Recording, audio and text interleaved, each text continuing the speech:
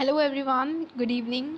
सो कैसे हैं आप लोग? I just hope that everyone is really doing well. Yes.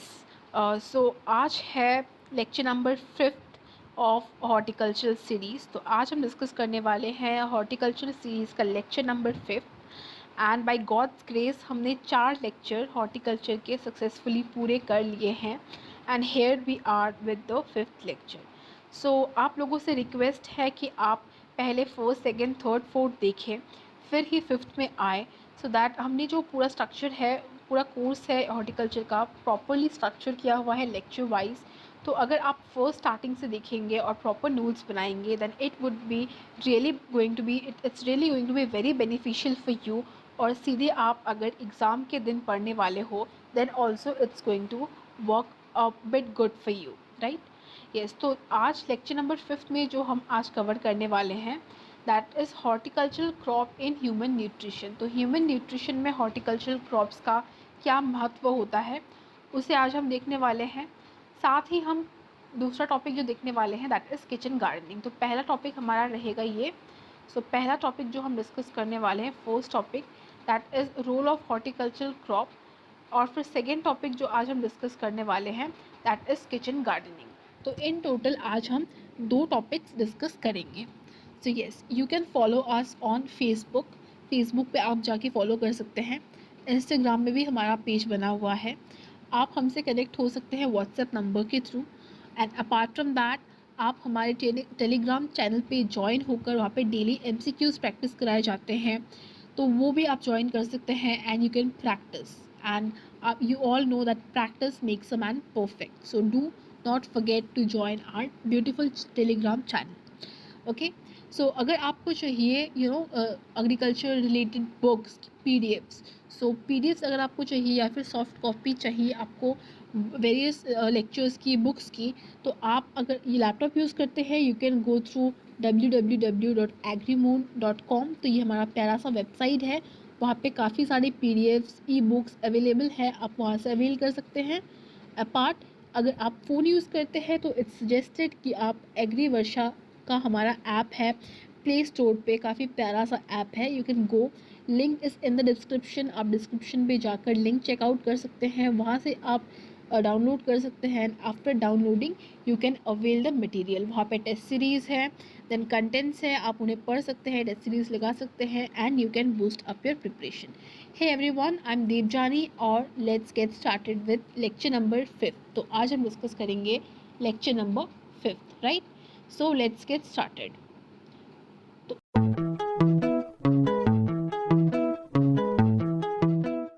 Lecture number 5th में जो हम डिस्कस करने वाले हैं, that is horticultural crops and human nutrition. तो हॉर्टिकल्चरल क्रॉप्स का ह्यूमन न्यूट्रिशन में क्या रोल रहने वाला है, वो ही हम आज डिस्कस करेंगे पहले पार्ट पे। That is fruits and vegetable majorly comes under horticultural crops. तो हॉर्टिकल्चरल क्रॉप्स में मेजरली फ्रूट्स और वेजिटेबल आते हैं। ये मैंने आपको फर्स्ट लेक्चर में ही बताया था। टोटल कितने ब्रांचेस होते हैं हॉर्टिकल्चर के? 8 ब्रांचेस होते हैं, राइट? सो 8 ब्रांचेस क्या क्या होते हैं मैंने आपको लेक्चर नंबर 1 में बताया था। अगर आपने लेक्चर नंबर 1 नहीं देखा है, do go and see lecture number 1 first. और अगर आपको पता है जो 8 ब्रांचेस हैं, सो आप कमेंट सेक्शन में सीरियल वाइज उन्हें लिख दें। सो आपको एक बार प्रैक्टिस भी हो जाएगा, and I also let to know that students are really interested, right? Next point is they play a very important role in providing a balanced diet. तो हॉर्टिकल्चर क्रॉप का एक बहुत महत्वपूर्ण योगदान रहता है in providing the balance diet. तो balance diet को प्रोवाइड करने में जो हॉर्टिकल्चरल क्रॉप होते हैं, उनका एक बहुत बड़ा योगदान मतलब देखने को पाया गया है। Like human along with vitamins, minerals and much more. तो वाइटामस, मिनरल्स जो है, जो रेयर थिंग्स है, जो fibres, carbs, they are available in abundant amount. But ये जो वाइटामिन्स है, मिनरल्स है, they are really scarce and which are found in horticultural crops. तो ये कहाँ पाए जाते हैं? बेसिकली हॉर्टिकल्चरल क्रॉप्स में ही पाए जाते हैं। Then horticultural crops are the chief source of natural nutritive foods, thus referred as most of the people. So thus referred by most of people. So horticultural जो crops हैं, जैसे कि सब्जियाँ, so vegetables जो हैं, वेजिटेबल्स जो हैं, then fruits हैं, दे आर ईजिली अवेलेबल, तो लोगों के पास वो ईजिली अवेलेबल होता है, और उनका इसका जो प्राइस होता है वो भी लोकल मार्केट में काफ़ी ज़्यादा अफोर्डेबल होता है. That's why that is preferred by most of the local people.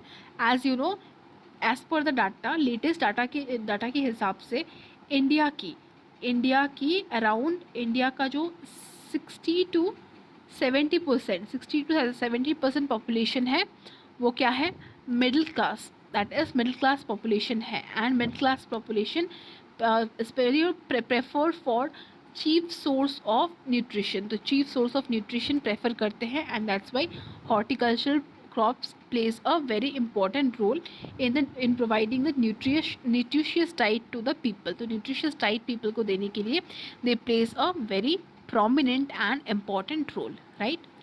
चलिए आगे बढ़ते हैं. Now the topic which we will be discussing is function of horticultural crop in human body. तो ह्यूमन बॉडी में कौन कौन से फंक्शंस करते हैं हॉर्टिकल्चरल क्रॉप, उसे आज हम यहाँ पे डिस्कस करने वाले हैं. ओके, सो पहला पॉइंट देख लेते हैं. चलिए, this provide palatability, taste and improves appetite and provide fibre, this helps to overcome constipation. तो जो हॉर्टिकल्चरल क्रॉप्स है, they have a very major role in reducing the constipation. चलिए कलर चेंज कर लेते हैं, ब्लैक में दिखाई नहीं दे रहा. Let's choose this. Okay, so yes, they plays a very major role in recovering the constipation.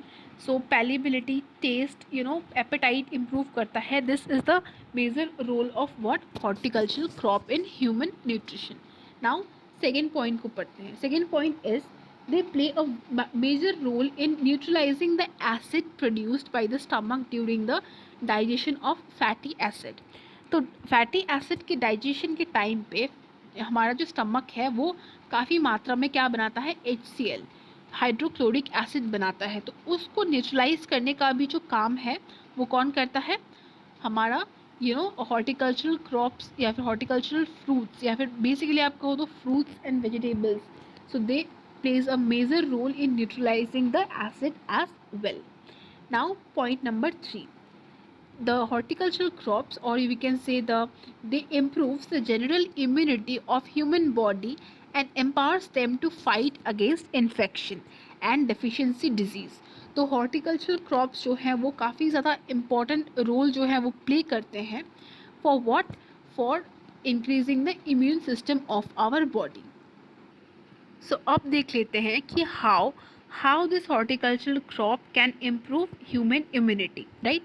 So a latest example लेते हैं ताकि आप लोग बहुत ज़्यादा दूर ना जाना पड़े. एक ब्लैंक स्लाइड पे चलते हैं एंड लेट्स डिस्कस. देखिए, नंबर वन पॉइंट इज, अभी रिसेंटली जो कोविड की बातें चल रही थी, अभी जो कोविड की बातें चल रही थी नहीं, इट वुड भी चल रही है. ओके, इट वुड भी चल रही है, राइट, अभी भी चल रही है. तो कोविड में it has been suggested to take vitamin C, to take vitamin what is suggested, it's suggested to take vitamin C. तो विटामिन सी को लेने की बात जो है डॉक्टर्स काफ़ी ज़्यादा कह रहे हैं. सो वाई, बिकॉज विटामिन सी जो है वो ह्यूमन इम्यूनिटी को काफ़ी हद तक बूस्ट अप करता है. तो विटामिन सी जो है, जो विटामिन सी है, that plays a major role in increasing human immunity. तो ह्यूमन इम्यूनिटी को इंक्रीज करने में विटामिन सी का काफ़ी बड़ा योगदान रहता है. So that's why we can say that vitamins and minerals जो कि हमें मिलता है हॉर्टिकल्चरल क्रॉप से, they plays a very major role in in increasing the human immunity. तो ह्यूमन इम्यूनिटी को बढ़ाने में उनका एक काफ़ी बड़ा योगदान देखने को पाया जाता है. So that is about the third point. Then fourth point, they are paramount source of vitamins and minerals which plays an important role in several biochemical reaction. तो काफ़ी सारा बायोकेमिकल रिएक्शन होता है हमारे बॉडी में, एनाबॉलिक, कैटाबॉलिक. सो anabolic भी काफ़ी सारे होते हैं और कैटाबॉलिक भी काफ़ी सारे होते हैं. सो हमारे बॉडी में जो एनाबॉलिक रिएक्शंस होते हैं, फिर कैटाबॉलिक रिएक्शंस होते हैं, they are biochemical reactions, right. उनमें जो है बायोकेमिकल रिएक्शंस में जो है काफ़ी मेजर रोल प्ले करता है कौन? Minerals, vitamins. तो मिनरल्स और वाइटामिन्स जो है काफ़ी ज़्यादा मेजर रोल प्ले करते हैं। सो दैट्स वाई ये मिनरल्स और वाइटामिन्स जो है हमें मिलते कहाँ से हैं? From horticultural crops. That's why they are of huge importance, right? समझ में आई बात आपको कि वाई दे आर इम्पॉर्टेंट। अब चलते हैं ऑप्शन नंबर 5 की ओर। सो ऑप्शन 5 कह रहा है कि fruits are also good source of enzyme, जी पपाया एंड जामुन। तो जी papaya and jamun they are really a good source of enzyme. So enzyme के लिए ये जो पपाया एंड जामुन है they are really good. 6 is they helps to reduce obesity. तो they help to reduce obesity. अब obesity को कहते हैं आप मोटापा की बीमारी, right? So obesity is also reduced by certain horticultural crops. For example, basically citrus crops. Okay, so citrus crops क्या होते हैं? Let's go. Citrus crop ऐसे crop होते हैं which are rich in vitamin C. So citrus crop जो होते हैं, citrus crops are rich. They are rich in what? Vitamin C. Citrus crops are rich in vitamin C. So they help to reduce obesity. वो क्या करते हैं? Obesity जो नामक जो बीमारी है, दैट इज़ मोटापा नामक जो बीमारी है, उसे रिड्यूस करने के लिए काफ़ी बड़ा रोल प्ले करती है कौन? Vitamin C. और विटामिन सी हमें कहाँ से मिलता है? From citrus plant. जैसे कि साइट्रस प्लांट के कुछ कुछ एग्जाम्पल हो गए, that is number 1 is orange, number 2 is lemon. ये दोनों जो है प्रोमिनेंट एग्जाम्पल है साइट्रस फ्रूट के। तो इन दोनों का नाम आपको साइट्रस फ्रूट के लिस्ट में पक्का ही इंक्लूड करना है जब भी आप एग्ज़ाम वगैरह देते हो, right? So this are the major function of horticultural crops in human body. ये जो है काफ़ी मेजर रोल प्ले करते हैं। तो ये जो फंक्शंस है ये आपको नोट डाउन करना है और एग्जामिनेशन पॉइंट ऑफ व्यू से they are very very important. अब देख लेते हैं वाइटामिन्स को। So as we have discussed regarding vitamins, तो vitamins plays a very major role. तो अब हम देखेंगे हर एक वाइटामिन्स को with their important role, the disease they cause and how they could be overcome. मतलब उनकी डेफिशिएंसी को हम कैसे कैसे रिड्यूस कर सकते हैं। तो यहाँ पे मैंने इंक्लूड करा हुआ है, राइट? चलिए हम मार्कर का कलर थोड़ा चेंज कर लेते हैं। Let's go with this, okay? Yes.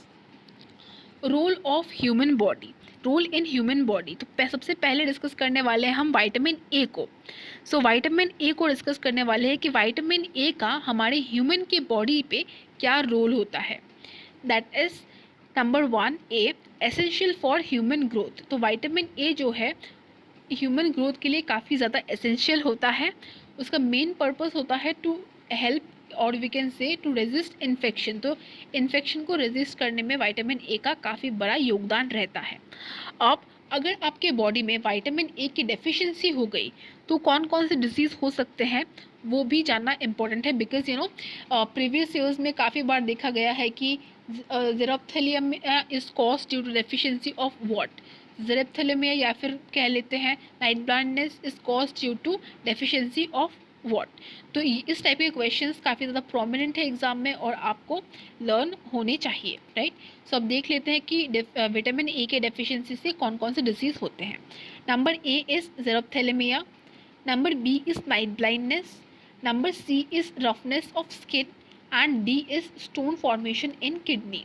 सो ये 4 बीमारियाँ मेजरली होती हैं due to deficiency of vitamin A.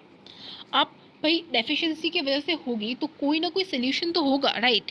Proper source तो होगा जिसके कंजम्पशन से हम विटामिन ए को हमारे बॉडी में अच्छे मात्रा में पहुंचा सके and we can overcome from all this type of dangerous disease.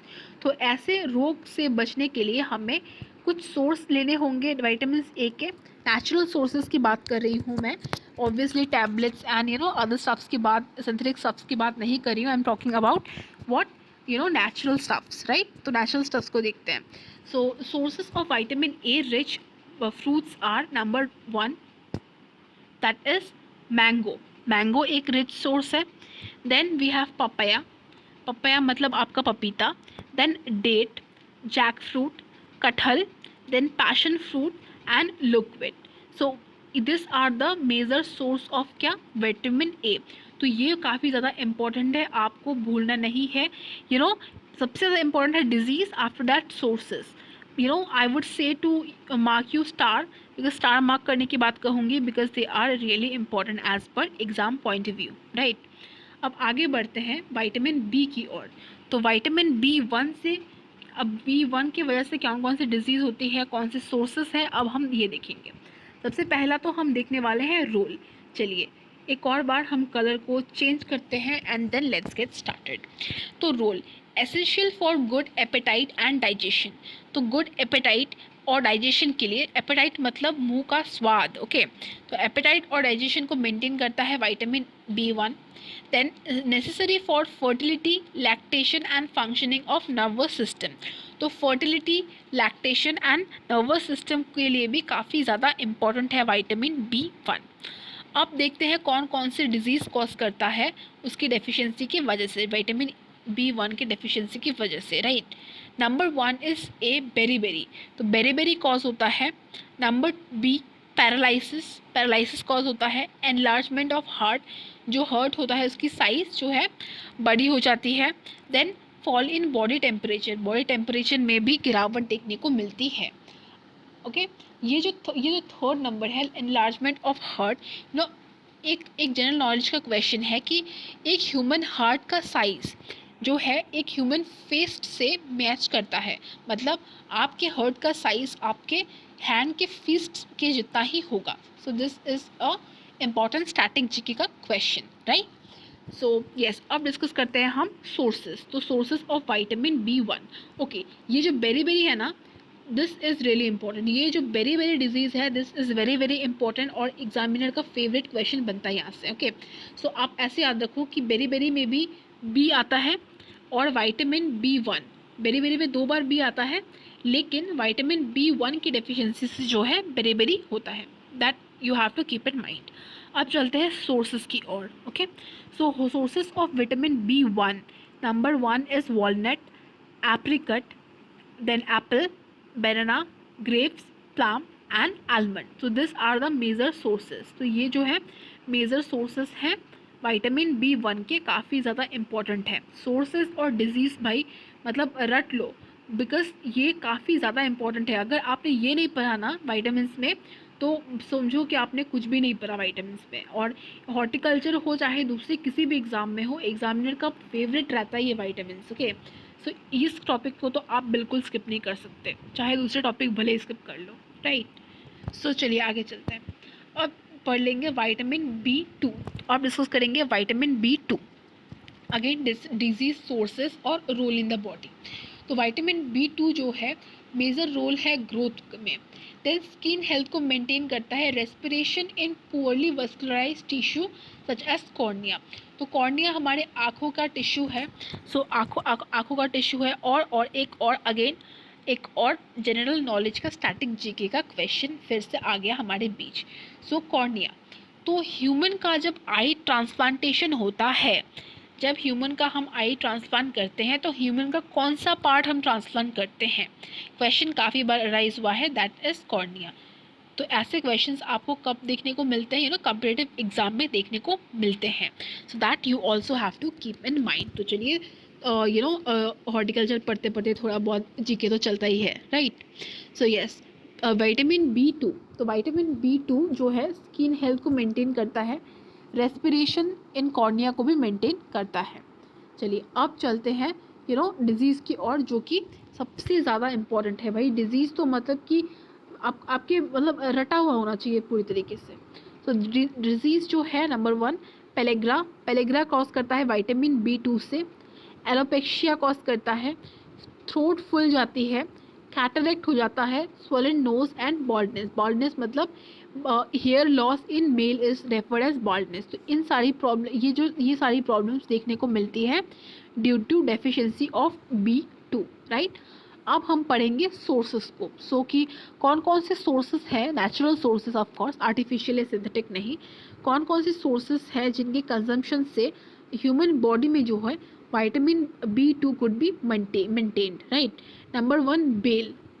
Bell का काफ़ी ज़्यादा रिचुअलिस्टिक वैल्यू भी है, जो शिव जी के पूजा में यूज़ किया जाता है, राइट। फिर आता है पपाया, दैट इज़ पपीता। देन पोमाग्रेनेट मतलब अनार, वुड एप्पल और पाइन एप्पल। तो ये सारे सोर्सेस है किसके, विटामिन B2 के, राइट।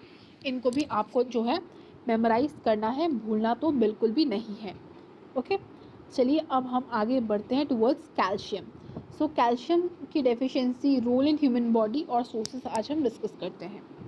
देखिए, सबसे बेस्ट अगर कहें, सबसे बेस्ट सोर्स ऑफ कैल्शियम तो आपका मिल्क ही है, मतलब उसका कोई दूसरा कंपैरिजन तो हो ही नहीं सकता, राइट।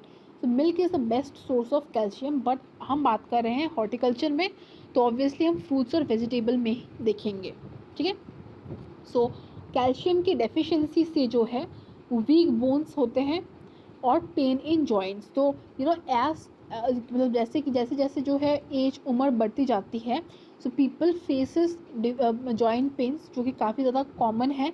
फीमेल्स में तो 45 ईयर्स प्लस से ही शुरू हो जाता है, और मेल्स में अराउंड 58 प्लस से देखने को मिलता है, ठीक है, जॉइंट पेन्स। यस, धीरे धीरे ये जो एज क्राइटेरिया है धीरे धीरे कम हो रहा है, बिकॉज हमारा जो लाइफस्टाइल है ना, that is really not up to the mark. तो इसी वजह से जो है ये जो बीमारी है, लाइफस्टाइल डिजीज़, ये काफ़ी ज़्यादा देखने को मिल रही है आज के यूथ में तो नहीं कहेंगे, ऑब्वियसली 40-45 प्लस पीपल में, राइट। सो चलिए देखते हैं। So disease which are prominent due to deficiency of calcium, that is ricket and osteomalacia. तो ऑस्ट्रोमैलेशिया और रिकेट्स जो है ये दोनों प्रोमिनेंट डिजीज़ है। इसमें क्या होता है, बोन, सपोज ये हो गया आपका बोन, ओके।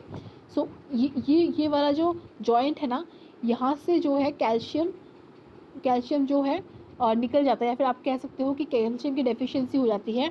फॉर एग्जांपल देखिए, अगर आपका बोन पहले ऐसा है, ओके, आपका बोन पहले ऐसा है, आपका ऑस्ट्रोकैल्शियमिया या फिर रिकेट्स, इस सब की वजह से जो है बोन डेंसिटी जो है वो रिड्यूस हो जाती है, और ये देखिए, ये काफ़ी ज़्यादा थिन अटैचमेंट हो जाता है, and they became very easily breakable. तो काफ़ी आसानी से जो है ये ब्रेकेबल हो जाती है, राइट।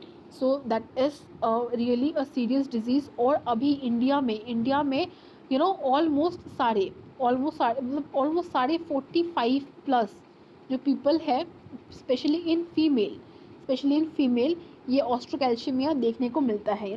आपके पेरेंट्स, मतलब आपके मदर या फादर जो भी 50 या फिर 45 प्लस की एज में होंगे, आप उनसे पक्का पूछिएगा, they will be facing from osteocalcaemia और जॉइंट पेन। मतलब आप लगा के देख लो, 85% people are facing, 85% people, more than 85% people are facing. तो ये काफ़ी ज़्यादा मेजर इशू है। अब इसे डील करने के लिए, कैल्शियम के डेफिशिएंसी से डील करने के लिए हम कौन कौन से सोर्सेज को यूज़ कर सकते हैं नेचुरली, जो कि हमारा कैल्शियम लेवल जो है हमारा बॉडी में मेंटेन रखता है। दैट इज़ सीताफल, रामफल, फिग, सिट्रस फ्रूट में आ जाता है आपका, मैंने अभी थोड़ी देर पहले बताया, lemon, orange, then sapota, grapes, cherry. तो this are the some of the major sources of क्या है, कैल्शियम, आपको याद रखना है, राइट। चलिए लेट्स मूव फॉरवर्ड। अब हम डिस्कस करेंगे फॉस्फोरस के बारे में। सो अगेन, फॉस्फोरस का रोल जो होता है, सेल के मल्टीप्लिकेशन में हेल्प करता है phosphorus. Then it is also a constituent of DNA deoxy ribonucleic acid, okay, DNA का फुल फॉर्म है डीऑक्सी रिबोन्यूक्लिक एसिड। और आरएनए का फुल फॉर्म है रिबोन्यूक्लिक एसिड, राइट। अब आपको कमेंट सेक्शन में एक बहुत ही इजी सवाल, एकदम मतलब कह सकते हो एकदम एकदम इजी सवाल पूछ रही हूँ, ठीक है, कि इनमें से डबल स्टैंडर्ड कौन सा है, सिंगल स्टैंडर्ड कौन सा है। काफ़ी ज़्यादा इजी हो गया ये क्वेश्चन। ओके, मैं ही बता देती हूँ। ये जो आरएनए है ना, ये सिंगल स्टैंडर्ड होता है, ठीक है, और डीएनए जो है वो डबल स्टैंडर्ड होता है। काफ़ी इजी था ना। ओके, चलिए आगे बढ़ते हैं। ओके ओके, चलिए उससे पहले एक और चीज़, थायमिन और यूरासिल, आपको ये बताना है, ये कमेंट सेक्शन में आपको बताना है, ठीक है। थायमिन और यूरासिल, ठीक है, यूरासिल किस में पाया जाता है और थायमिन किस में पाया जाता है। एक पाया जाता है डीएनए में, एक पाया जाता है आरएनए में। तो आपको बताना है कि कौन सा किस में पाया जाता है, तो यूरासिल कहाँ पाया जाता है और थायमिन कहाँ पाया जाता है, ये आपको कमेंट सेक्शन में पर्टिकुलरली लिख कर बताना है, फाइन। अगर आपको वैसे तो नेक्स्ट वीडियो में मैं बता ही दूंगी, बट लेट्स सी कि आपने कितनी पढ़ाई की है क्लास 12th में। चलिए, yes, this so phosphorus helps in energy liberation और oxidation of carbohydrates। तो लिबरेशन ऑफ एनर्जी और ऑक्सीडेशन ऑफ कार्बोहाइड्रेट्स में भी फॉस्फोरस का काफ़ी मेजर रोल रहता है। अब फॉस्फोरस की डेफिशिएंसी से दो डिजीज़ होते हैं। एक स्कर्वी। स्कर्वी क्या होता है? सपोज ये आपका टिथ हो गया, ठीक है, ये आपका जॉ हो गया और ये आपका टिथ हो गया जो कि एम्बेडेड है। तो स्कर्वी से यहाँ से टिथ के बीच से गम्स से जो है ब्लीडिंग होती है। तो गम्स से मतलब जो मसूड़े होते हैं, मसूड़ों से ब्लीडिंग होती है स्कर्वी की वजह से, तो दैट इज स्कर्वी। और एक और चीज़ जो होती है फॉस्फोरस के डेफिशिएंसी से, that is weak immune system. अब सोर्सेज क्या क्या है? वुड एप्पल, एवोकाडो, डेट्स, पोमोग्रेनेट्स और ग्रेप रेजिन्स। ग्रेप रेजिन्स का मतलब है किशमिश, ठीक है। तो ये सारे सोर्सेज हैं फॉस्फोरस के, काफ़ी ज़्यादा इम्पॉर्टेंट हैं। ओके, चलिए अब हम आगे बढ़ते टूवर्ड्स आयरन। तो अब हम डिस्कस करेंगे आयरन को। तो आयरन की क्या यूज़ है? आयरन का रोल जो है हमारे बॉडी में, आयरन जो है एक मेजर कंपोनेंट है हीमोग्लोबिन का। That is haemoglobin is the carrier of oxygen. Haemoglobin कौन है? ऑक्सीजन का कैरियर है, ठीक है। Then and another function of iron is metabolism, to maintain the metabolism of the body. और इसकी डेफिशिएंसी से जो डिजीज़ होता है, आयरन की डेफिशिएंसी से जो डिजीज़ होता है, दैट इज़ एनीमिया। और एनीमिया काफ़ी ज़्यादा प्रोमिनेंट पाया जाता है फीमेल्स में। ओके, तो फीमेल्स में जो है एनीमिया काफ़ी ज़्यादा प्रोमिनेंट पाया जाता है। तो अब इस एनीमिया से डील करने के लिए हमें कुछ सोर्सेस लेने होंगे। नेचुरल सोर्सेज, हाँ, synthetic sources are not good until and unless you have a emergency. जो सिंथेटिक रिसोर्सेज होते हैं, जो सिंथेटिक रिसोर्सेज होते हैं, they are not good. We should say no, we should use what? Natural resources. We should use natural resources. हमें natural resources पे rely करना चाहिए। ओके, सो यस, चलिए आगे बढ़ते हैं। And this are the sources which you have to take. क्या क्या सोर्सेज लेने हैं? करौंदा, डेट प्लम, सीताफल, एवोकाडो, सपोटा एंड प्लम। तो इन सारे सोर्सेज पे हमें रिलाई करना चाहिए फॉर आयरन। और एक और स्पिनच। ओके, तो ये स्पिनच या फिर आप कह सकते हो पालक। तो पालक is also a very good source of iron और अफोर्डेबल भी है। तो spinach is very good. And आप में से अगर कोई एनीमिया से पीड़ित है, you can take out spinach and it's really going to be very helpful for you, right. और वैसे तो आजकल ना students are least interested towards vegetables. So guys do not do that, be interested towards the vegetables and fruits. हाँ, हम आजकल pizza burger पे कुछ ज़्यादा ही लाइक करने लगे हैं, which is really not good, right. Okay, so now let's move forward. तो अब हमने कर लिया है ह्यूमन न्यूट्रिशन में हॉर्टिकल्चरल फूड का क्या रोल है, ये यहाँ पे एंड होता है। Now starts a new topic, that is kitchen gardening. तो ओके, आपको कमेंट सेक्शन में आप लोगों को बताना है कि कितने लोगों को, जो भी देख रहे हैं, कितने लोगों को किचन गार्डनिंग या फिर गार्डनिंग पसंद है। ओके, सो गार्डनिंग कितनों को पसंद है, पसंद है का मतलब एज अ हॉबी, मतलब आप में से कितने लोग एज अ हॉबी गार्डनिंग को परस्यू करते हैं। तो let me know in the comment section below. चलिए अब डिस्कस कर लेते हैं फटाफट किचन गार्डनिंग। तो growing fruits and vegetable in the house using the kitchen waste to supplement the production of them is referred as kitchen gardening। तो kitchen gardening का easy मतलब यही है कि आप अपने किचन के वेस्ट को यूज़ करके अपने घर की किसी अनयूज लैंड में अगर आप कुछ ग्रो करते हैं, so that is known as kitchen gardening Hindi में कहें तो। फिर as fruits and vegetables play a major role in the balanced diet of the human, in order to make it available in the fresh format, they can be grown in house premises। तो as we know कि हम regularly तो market नहीं जा सकते, right. तो ताकि हमें fruits and vegetables fresh format में ही हमारे सामने मिले, तो इसी के वजह से भी जो कंसेप्ट है किचन गार्डनिंग का, वो काफ़ी ज़्यादा यूज़फुल है। And apart from that some people have the hobby of growing crop as well. तो कुछ लोगों को जो है हॉबी होता है, they like spending time with the gardening. Gardening के साथ उन्हें टाइम स्पेंड करना काफ़ी ज़्यादा अच्छा लगता है, दैट इज़ देयर हॉबी। तो ये भी एक कारण है किचन गार्डनिंग के कॉन्सेप्ट के फ्लोरिश होने का, राइट। चलिए आगे बढ़ते हैं and let's see the principles of kitchen gardening. कुछ मूलभूत सिद्धांत है किचन गार्डनिंग के, ओके। तो हम किसी भी चीज़ को जस्ट रैंडमली नहीं कर सकते, तो किचन गार्डनिंग के भी कुछ प्रिंसिपल रूल्स है। तो आज हम उन प्रिंसिपल रूल्स को भी डिस्कस करेंगे। और ये जो है वेरी वेरी इंपॉर्टेंट भाई, 3 मार्क्स आपको अपने आपको 3 मार्क्स अगर इम्पॉर्टेंट लगते हैं तो इन प्रिंसिपल्स को तो बिल्कुल नहीं भूलेंगे। Because in 2017, if I am not wrong, yes 2017 या 18, ठीक है, 2017-18 में जो है ये क्वेश्चन आया था, right the principle of kitchen gardening. एकदम 3 मार्क्स का क्वेश्चन डायरेक्ट था, ठीक है। तो काफ़ी ज़्यादा इंपॉर्टेंट है भाई। चलिए डिस्कस करते हैं।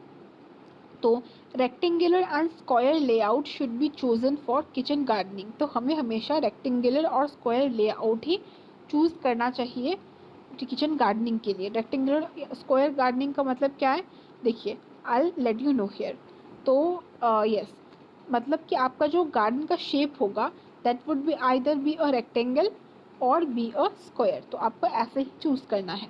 Then garden should be properly fenced, मतलब आपको आपकी जो गार्डन है, गार्डन का एरिया जो है अच्छे से फेंसिंग होनी चाहिए। फेंसिंग मतलब बाउंड्री दी हुई होनी चाहिए ताकि बाहर से गाय बकरी या फिर unknown people should not get invaded into it, ठीक है। फिर perennial crop such as drumstick फिर curry leaves papaya should be planted in the border. मतलब जो पेरिनियल ट्रीज हैं जैसे कि ड्रमस्टिक ड्रमस्टिक में हमारे वेस्ट बंगाल को में तो उसे उसे कहते हैं सजना। देन लेट मी नो कि आप लोगों के लैंग्वेज में आप लोगों के लोकल लैंग्वेज में ड्रमस्टिक को क्या कहते हैं, ठीक है। और करी लीव्स जो है, then papaya, they are grown in the border, they should be grown in the border, ठीक है, and should be planted in the border. तो बॉर्डर में इन चीज़ों को प्लांट किया हुआ होना चाहिए। Then long duration vegetables should be planted together. अब ये जो हमारा गार्डन है इसे हमें पार्टीशन कर देना है। एक तरफ लॉन्ग पीरियडिक वेजिटेबल जो कि बहुत टाइम मतलब बहुत मतलब अराउंड अप्रॉक्सीमेटली 6 to 8 मंथ्स लेते हैं ग्रो होने में, उन्हें एक तरफ लगाना है। और 2 से 3 मंथ वालों को जो कि शॉर्ट स्पैन है उन्हें एक तरफ लगाना है, ठीक है। जैसे कि हो गया हमारा रेडिश, बीटरूट एंड कैरेट। फिर one plot should be reserve for raising seedlings. Nursery seedlings को रेज करने के लिए भी हमें एक छोटा छोटा सा प्लॉट हमारे किचन गार्डन में रखना होगा। Then knowledge of plantings of seasons is essential, कि कौन सी क्रॉप में मतलब अगर आप अभी समर का सीज़न है और आप रबी क्रॉप ग्रो कर रहे हो, भाई ऑब्वियस सी बात है the production will not be up to the mark. और अगर आपका खरीफ क्रॉप है, खरीफ सीजन चल रहा है और आप रबी क्रॉप ग्रो कर रहे हो, that will not match out, right. Productivity जो है उतने लेवल तक नहीं जाएगी। सो आपको प्रॉपर नॉलेज होना चाहिए कि कौन से सीज़न में कौन सा क्रॉप ग्रो करता है, right. That is again essential. चलते हैं बाकी प्रिंसिपल्स को देखते हैं। So entire plot should be divided into small plots. तो जो आपका मेन प्लॉट है उसे हम छोटे छोटे प्लॉट्स में डिवाइड कर लेंगे। Then compost pits should be dug in the shady corner to ensure manure preparation. तो मैन्योर प्रेपरेशन के लिए हमें एक शेडी कॉर्नर चुन लेना होगा जहाँ पे कि सन रेज नहीं पड़ेंगी, जहाँ पे सन रेज जो है नहीं पड़ेंगी, ऐसा एक शेडी कॉर्नर चूज़ करके हमें वहाँ पे मैन्योर प्रिपेयर करना होगा। Then creeping vegetables should be rail in the fence. तो आपके फेंसिंग में आपको अपने क्रीपिंग मतलब जो कि सपोर्ट से उगते हैं, जैसे कि आपका पम्पकिन हो गया, फिर पी हो गया, इस टाइप के जो वेजिटेबल्स हैं वो हमें अपने फेंस में लगाने हैं, right. Then costly vegetables and highly perishable crops should be grown. मतलब कि आपको जो बहुत हाई कॉस्ट क्रॉप्स है और इजीली डिस्ट्रॉय हो जाते हैं, मतलब ज़्यादा दिन तक घर पे आप रख के नहीं खा सकते हो, उन सारे क्रॉप्स को आपको अपने किचन गार्डन में उगाना होगा, ठीक है। Then proper irrigational facility should be plan and avoid water logging. तो आपको अपने किचन गार्डन में जो है प्रॉपर इरिगेशन की फैसिलिटीज़ लगानी होगी और वाटर लॉगिंग जो है रिमूव करनी होगी। तो removing the water extra water from the field is known as क्या, उसे हम कहते हैं ड्रेनेज, ठीक है। Removing extra water from the field is known as drainage. तो उसे हम कहते हैं, ये आई ए है, ठीक है, ड्रेनेज। तो उस कॉन्सेप्ट कहते हैं हम ड्रेनेज, फाइन। सो यहीं पे हमारा जो है प्रिंसिपल्स जो है किचन गार्डनिंग का जो प्रिंसिपल है, सारा प्रिंसिपल यहाँ पे ख़त्म होता है। तो यस, जो सबसे इम्पॉर्टेंट है क्वेश्चन, जो एग्ज़ाम में आने वाले क्वेश्चन है, चलिए उन्हें एक बार हम रिकैप कर लेते हैं। Vitamin are very important, okay. तो उसमें से तो मतलब कुछ छोड़ ही नहीं सकते, ठीक है। लेकिन अब प्रिंसिपल ऑफ किचन गार्डनिंग या फिर किचन गार्डनिंग में से नंबर 1 क्वेश्चन जो पूछा जाएगा दैट इज़ डिफाइन। भाई डिफाइन वाले क्वेश्चन तो बहुत हैं, ठीक है। तो पहला क्वेश्चन जो पूछा जाएगा, डिफाइन किचन गार्डनिंग। तो किचन गार्डनिंग को आपको डिफाइन करना है, किचन गार्डनिंग को डिफाइन करना है। ये आएगा मैक्सिमम 1 मार्क्स, मतलब काफ़ी ज़्यादा इजी क्वेश्चन है, तो 1 मार्क्स से ज़्यादा तो आएगा ही नहीं।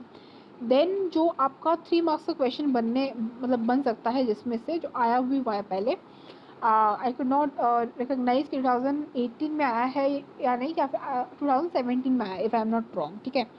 तो दूसरा क्वेश्चन जो पूछा जाता है that is principle of kitchen gardening. तो किचन गार्डनिंग के मूलभूत सिद्धांत या फिर किचन गार्डनिंग के प्रिंसिपल जो है, ये और वो पहले वाला क्वेश्चन मिला के they will ask for 3 marks, ठीक है। प्रीवियस ईयर के पेपर में आया हुआ है, so please not ignore this out. इसके आंसर्स आप अच्छे से कॉपी में लिख लें, because that will be really helpful for you, okay. So yes, stay tuned. यहीं पे आज हम अपना लेक्चर जो लेक्चर 5th है इसको एंड अप करेंगे। Yes friends, not forget to hit the like button and to subscribe to our beautiful channel. बिना सब्सक्राइब किए प्लीज़ आप मत जाइएगा। And yes, you can follow us and motivate us on the following social media handles, and apart from that do visit our website. This is a beautiful website, आप यहाँ पे visit कर सकते हैं। So yes, stay tuned, और बहुत जल्द ही lecture number 6 भी बहुत जल्द, लेक्चर नंबर 6 जो है बहुत जल्द अपलोड होगा। सो स्टे ट्यून्ड, और आपके जो भी क्वेश्चंस क्वेरीज हैं, do let me know in the comment section below. So till then, bye bye, Jai Hind.